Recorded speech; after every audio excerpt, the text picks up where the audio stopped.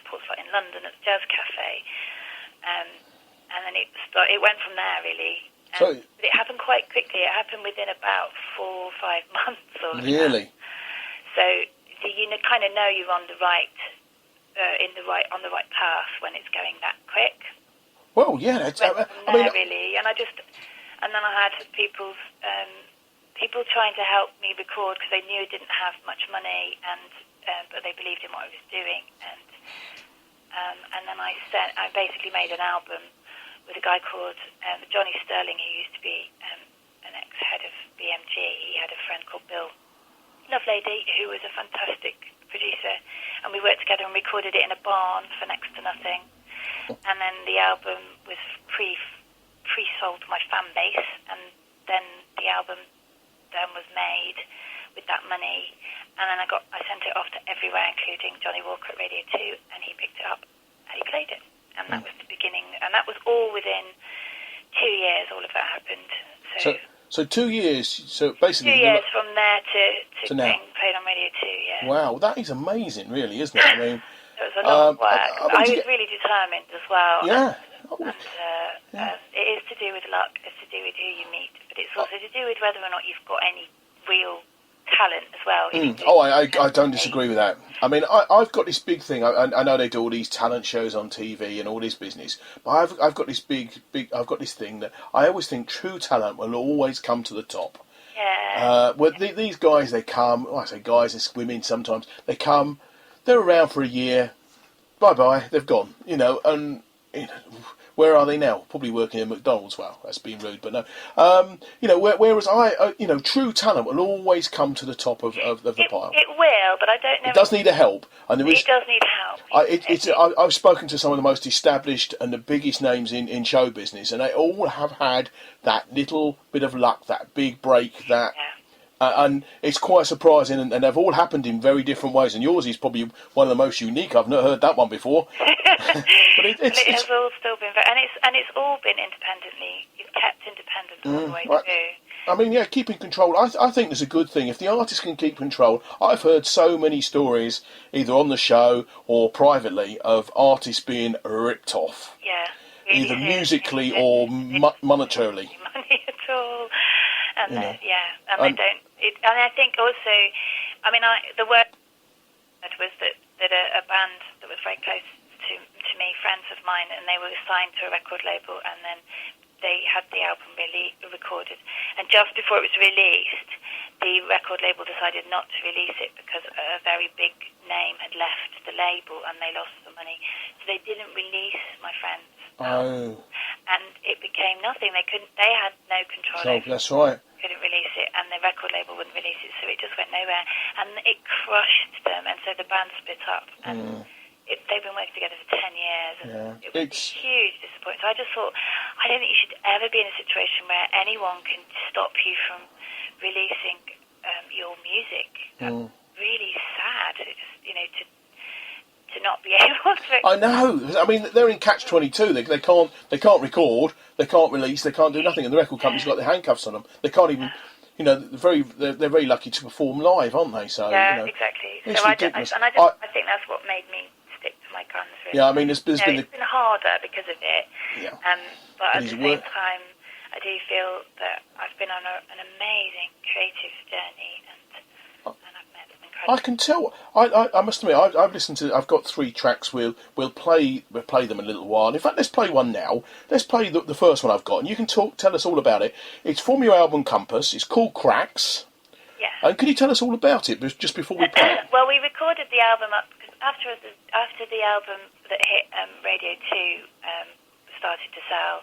It's called Montpellier, that album. And then the second album, I thought, I do want to not record in a barn. I'd quite like to record in a studio where it's warm. So I did have a manager then, and my manager found me a producer called Colin Elliott, and Colin Elliott is the bass player and the producer for Richard Hawley, Richard Hawley band. Richard Hawley, he was Pulp's guitarist, and he was nominated for Mercury. He's an amazing guy. Played with Elbow quite a lot, and Colin was his producer, and he really loved my music, and I really loved what he'd done with Richard's album. So we decided to work together. And I met a millionaire who basically paid for the album to be created. He was just gorgeous, called Marcus Calland, and he was really a big supporter of the music. And so he basically allowed me to go into this fantastic studio and have a wonderful experience recording. Wow. And we had a gospel choir. And this particular track, Cracks, Colin got us rustling plants and tinging glasses, and the cello player in the band, Beth, does a great dolphin impression with her cheek. So we created this rhythm track with all of these different samples of sounds, and that's what you can hear. Well, we're going to be playing that now. Let's take a break. Let's play Cracks, and we'll talk. Come back and speak to Jane after we listen to the Cracks.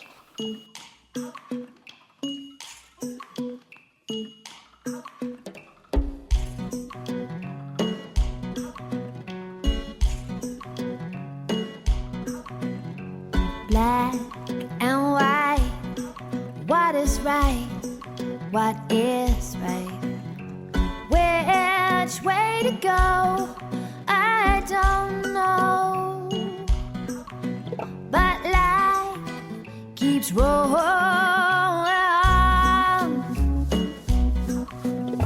Sat on the shelf, love yourself, love yourself. Let it all out, scream and shout, and you'll be fine. Take your time, take your time, and breathe in again. It'll end, it'll end.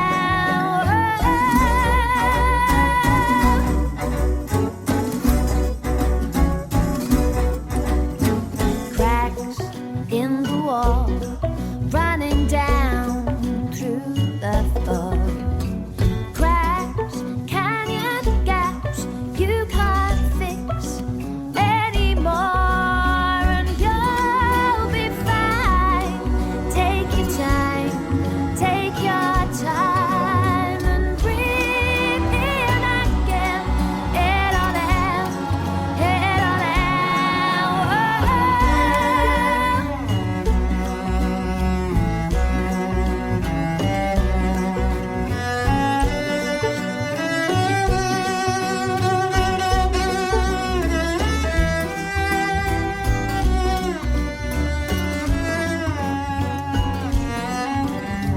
cracks in the wall, running down through the floor. Cracks, canyon gaps, you can't fix anymore, and you'll be fine. Take your time, take your time, and you'll be fine. Take your time, take your time, and breathe in again. It'll end, it'll end.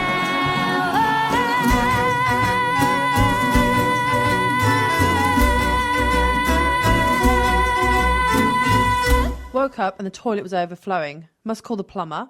Realised the kids needed swimming lessons as it's all got out of control. Luckily the old windows gave out, so we all floated outside. Must get on to the glazers. And now the garden looks atrocious. Now what was the number for that landscaper? Because you never know when a potential customer needs you, get yourself listed in your local flyer, the local business directory. Your local flyer, bringing businesses to your fingertips. So Monday's happened, I'm sure you've had a great day. More likely you've realised your team are about as useful as a chocolate tea set. But never mind about that, tune in 8 till 10 every Monday for the Mayo and Vickers show for a night of comedy, laughter and tears. No tears. There might be some tears. Less of that. But either way, we're going to bring in local talent, comedy music from the Milton Keynes area. So tune in. 8 till 10 every Monday. Circular Sound, community radio for Milton Keynes. Okay, that's Cracks from Jane's album Compass, and in the album you're playing with the Grime Thought Colliery Band as well, aren't you?